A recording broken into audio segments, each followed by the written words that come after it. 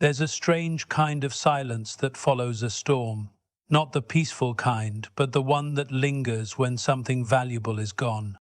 You were never loud, never demanding. You simply gave your time, your presence, your heart, and they mistook that softness for something that would always be there. But now you're gone, and in the quiet you left behind, they hear everything they never listened to. Regret doesn't always come with tears or apologies. Sometimes it arrives as an empty room, a missed call, a memory that won't leave them alone. They lost you, and now they suffer, not with noise, but with silence, the kind that echoes. Silent regret is the loudest kind. Regret doesn't always scream. It doesn't always come with grand gestures, tearful apologies, or handwritten letters. Sometimes regret is quiet, so quiet it becomes unbearable. It shows up in still moments. When the world slows down, when distractions fade, when the noise of life disappears, that's when it speaks. Loudly, clearly, and without mercy. They didn't lose you in one day. They lost you slowly, moment by moment, silence by silence, when they chose pride over presence, when they stopped listening, when they made you feel unseen in rooms you lit up. At the time, they never noticed the slow unraveling. They thought you'd always be there, quietly giving, quietly understanding. They mistook your patience for permanence. They thought love that deep doesn't walk away. But it does, especially when it's met with indifference. Now they live with the silence. It sits beside them in the early hours of the morning. It shadows them in conversations they used to share with you. It lingers in the spaces where your laughter used to echo. The silence doesn't fade. It deepens. Because it's not just the absence of your voice they miss. It's the absence of who they were when they were with you. You brought out a softness in them, a version they barely understood. Now that you're gone, they don't just miss you, they miss themselves in your light. Regret wears many masks, but the worst kind is the one they can't speak of. The kind that stays locked in their chest, pressing heavier with each passing day. It's the unanswered message they can't send. The apology that won't make a difference anymore. The realization that they didn't just lose someone, they lost someone who truly saw them. And now silence is the only thing that answers back. You were the calm in their storm. You weren't the loudest voice in the room. You didn't compete to be noticed. You didn't beg to be heard. You were the one who stayed steady while the world spun too fast. The one who knew how to hold space for others when they couldn't even hold themselves. You listened when they spoke nonsense. You waited when they needed time. You forgave even when the apology never came. That was your quiet gift. Your presence, your patience, your peace. But they were drawn to the chaos. They chased the noise. They leaned into the drama, the highs and lows, the temporary thrills that offer distraction but never fulfillment. And in the midst of all that storm, there you were, solid, unshaken, calm. Not because life didn't affect you, but because you knew how to meet the storm without becoming it. You knew that sometimes the most powerful thing you can do is to remain soft in a hard world.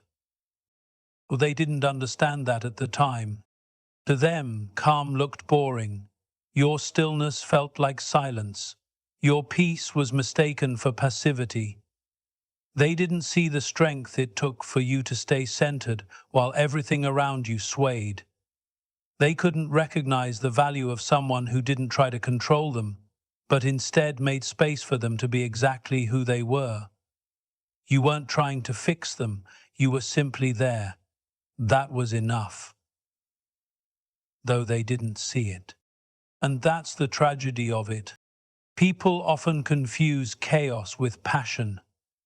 They think love is supposed to be wild, loud, messy. And when it doesn't hurt, when it doesn't challenge their sense of identity, they assume it's not real. But real love doesn't scream. It doesn't demand. It doesn't show up only when it's convenient. Real love is calm. It's the person who stays, the one who listens, the one who offers a soft landing when the world has been cruel. You were that. You were the calm. You were the one they called when they didn't know who else to turn to, the one who always picked up, the one who remembered their silence more than their words. You knew when they were hurting, even when they said, "I'm fine," and yet they pulled away, maybe because they weren't ready for peace.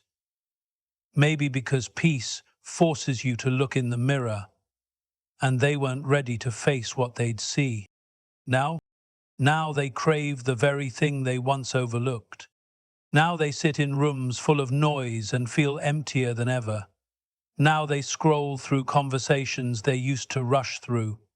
Now they hear songs that used to mean nothing and suddenly feel everything. Now they find themselves surrounded by people who only speak when they want something, who take more than they give, and they remember you. You were different. You didn't need anything from them but their honesty, and that was too rare for them to recognize in time. Regret, when it finally comes, doesn't ask for permission. It just arrives, quietly, persistently, endlessly. It comes in the shape of your name on their tongue, a name they no longer have the right to speak. It shows up in the spaces where you used to show care, in the long stretches of time where they now sit alone, wondering how they let someone like you slip through the cracks of their chaos.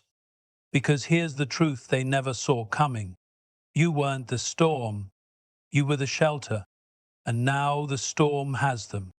They thought they needed excitement. They thought they needed unpredictability, passion, sparks. But sparks die. Excitement fades. Noise becomes exhausting. And when all the dust settles, they're left longing for the peace they once took for granted. They miss the sound of your quiet comfort. They miss the way you made life feel a little less heavy. They miss not having to pretend, not having to perform. They miss the person who never asked them to be anything but real. And now they're surrounded by everything they thought they wanted, yet they feel more alone than ever. Because when they finally realize that calm isn't boring, it's rare, it's usually too late. You've moved on. You've rebuilt. You've found peace not in someone else, but in yourself. You became the calm in your own storm. And while they wander through the noise they once chased, suffering in the silence they now can't escape, you walk in freedom. No bitterness, no resentment.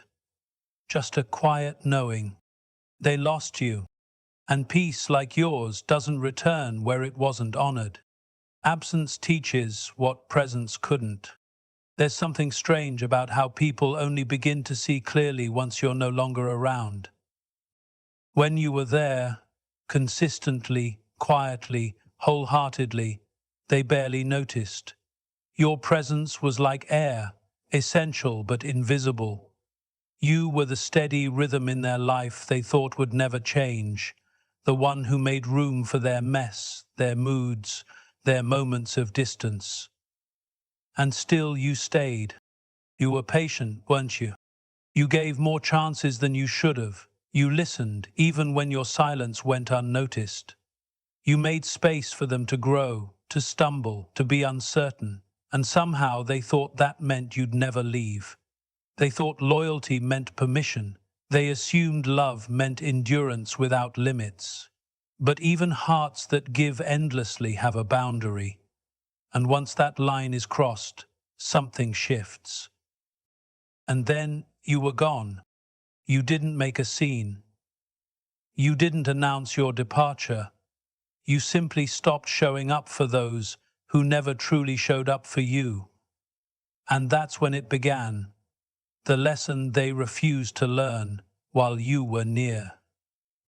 Because absence has a way of teaching what presence never could. Now they notice everything. Now they notice the quiet. How no one checks in the way you did. How no one listens without turning the conversation back to themselves. How no one remembers the little things, the important things, the human things. Now they understand that you weren't just nice, you were rare, and rarity isn't fully understood when it's right in front of us. It takes distance, it takes silence, it takes being left with the echo of what once was. Only now, without you, do they start to recognize the depth you brought into their life, the warmth, the grounding, the emotional safety. You weren't just there, you showed up, you cared, you stayed, even when it was hard. But now they feel your absence in everything. It's in the dullness of conversations that don't connect. It's in the tiredness of relationships that only skim the surface. It's in the late-night thoughts they try to ignore. It's in the realization that no one else feels like you. And that's the part they never saw coming, that love was replaceable. That attention was the same thing as affection. That presence could be duplicated. But now, in your absence, they finally understand the difference between being around someone and being held by someone's presence.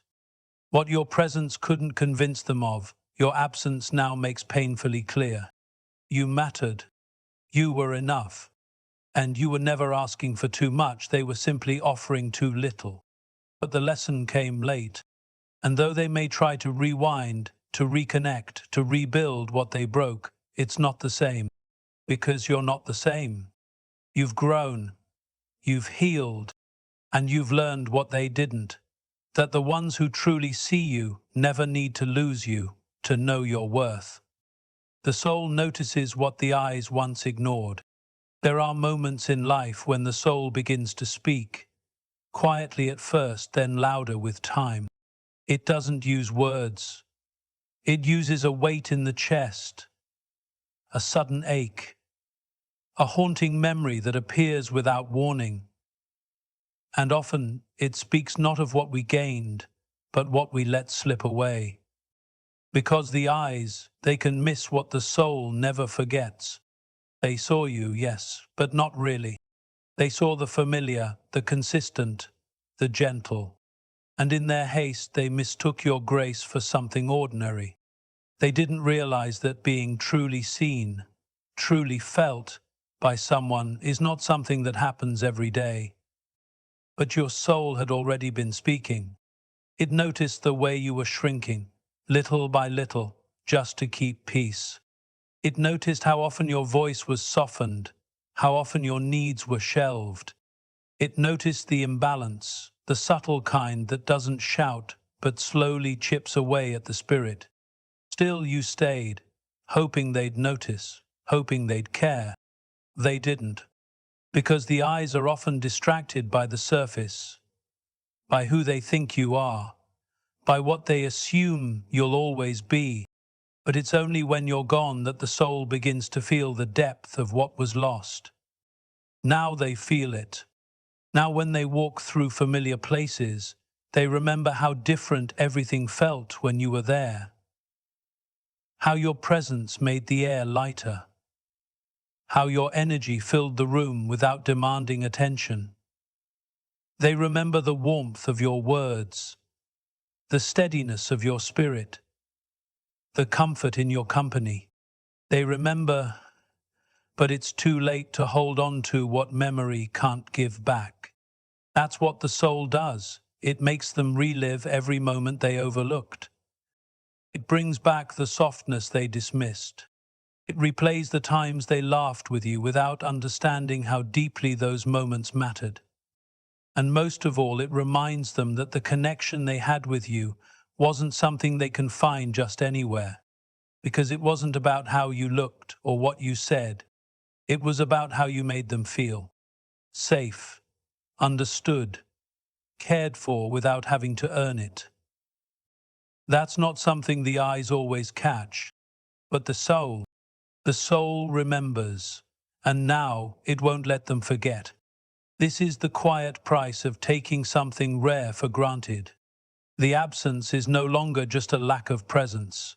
It's a deep, spiritual missing, the kind that follows them into their quietest hours, the kind that no new relationship, no fleeting connection can replace.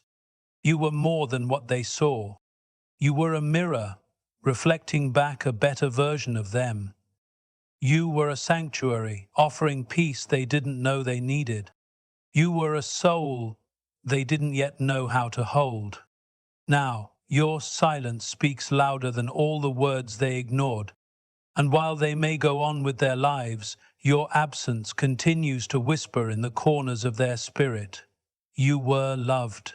You were seen. You were enough. They just didn't know how to look. You moved on. They remained stuck. Healing doesn't make a sound. There's no grand announcement, no spotlight. One day you simply stop waiting for the apology that never came. You stop hoping they'll change, or see you differently, or show up the way you once dreamed they would. Something inside you quietly shifts. The longing softens, the pain untangles, and without even realizing it, you've moved on. They, however, did not.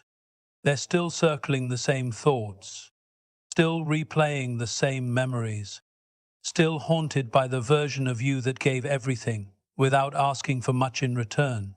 Because here's the thing, when you leave someone with a good heart, it doesn't just end. It echoes. They scroll through photos that don't feel the same anymore. They hear your name in places they thought were safe. They feel your absence in the kind of way that lingers, not like a storm, but like a season that never truly ends. Meanwhile, you've grown. You've taken every unanswered question and turned it into self-respect. You've learned that closure doesn't always come from others, it often comes from choosing yourself. You no longer chase clarity from people who communicate in confusion. You no longer lower your standards to meet someone else's limitations. And that's where the distance really began. Not physical, but emotional. You outgrew the space where you had to explain your worth. You outgrew the need to be validated by those who only saw parts of you. You outgrew the habit of staying small so others could feel secure. But they didn't grow. They stayed in the loop, stuck in their patterns, stuck in their pride, stuck in their silence, thinking it would protect them from guilt. But guilt grows stronger in the quiet. They thought time would erase you, but time only reminded them. It reminded them of the grace you carried, the forgiveness you offered, the loyalty that couldn't be replicated. It reminded them of the warmth they now try to find in colder places, of the conversations that were deep, not performative, of the way you understood what they didn't say more than what they did. But now those days are gone, because your healing taught you something they never learned. That love should never require you to lose yourself. That being needed is not the same as being cherished. And that walking away isn't weakness, it's wisdom. So while they dwell in the what-ifs, the could-have-beens, the quiet suffering of a soul that knew better too late, you live. You love differently now. You give wisely, not endlessly. You protect your peace, your time, your energy. And you no longer wait for anyone to see your value, because you finally see it for yourself. They lost you, and in losing you, they lost the part of themselves that was only alive when they were loved by someone real, someone present, someone rare. You moved on, not to prove anything, not to make a statement, but because you had to. Because you realized the pain of staying stuck was far worse than the courage it took to let go. And while they suffer quietly in memories, you bloom, loudly, silently, beautiful, free.